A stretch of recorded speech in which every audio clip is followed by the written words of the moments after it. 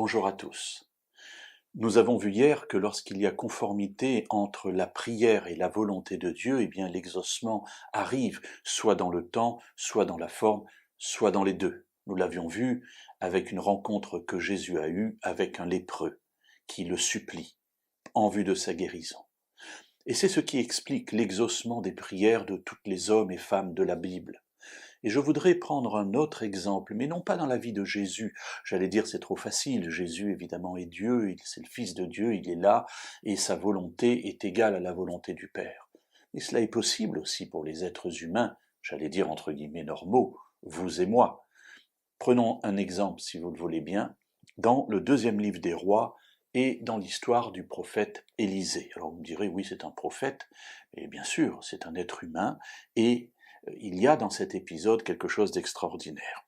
Nous le trouvons à un moment où les Syriens sont en guerre avec Israël, et le roi de Syrie envoie arrêter le prophète qui, de la part de Dieu, indique au roi d'Israël à chaque fois qu'il y a une attaque syrienne, là où cette attaque va se produire.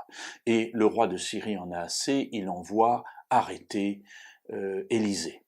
Et voilà que le matin, le serviteur d'Élisée ouvre sa fenêtre et voit les Syriens, il est apeuré, Élisée lui dit « Ne t'inquiète pas, ceux qui sont avec nous sont plus nombreux que ceux qui sont contre nous ». Et là, nous allons assister, durant la suite du récit, à une série de paroles qu'Élisée prononce. Il s'adresse à Dieu, il lui dit « Fais ceci », et le texte nous dit « Dieu le fait ». « Fais cela », et Dieu le fait. Et on a l'impression que c'est Élisée qui commande Dieu. Je vous donne un exemple. Lisons le verset 17, si vous le voulez bien.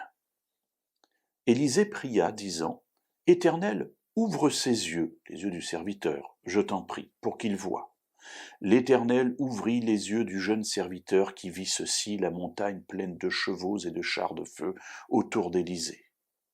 Autre exemple, lorsqu'ils furent entrés dans Samarie avec l'armée, Élisée dit « Éternel, ouvre les yeux de ces gens pour qu'ils voient. » Et l'Éternel ouvrit leurs yeux et ils virent. Et on a comme ça plusieurs exemples et beaucoup d'autres dans la Bible.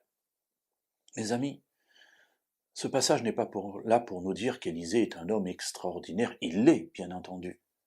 Mais ce n'est pas parce qu'il est extraordinaire qu'il a exaucement de sa prière. Il ne commande pas Dieu.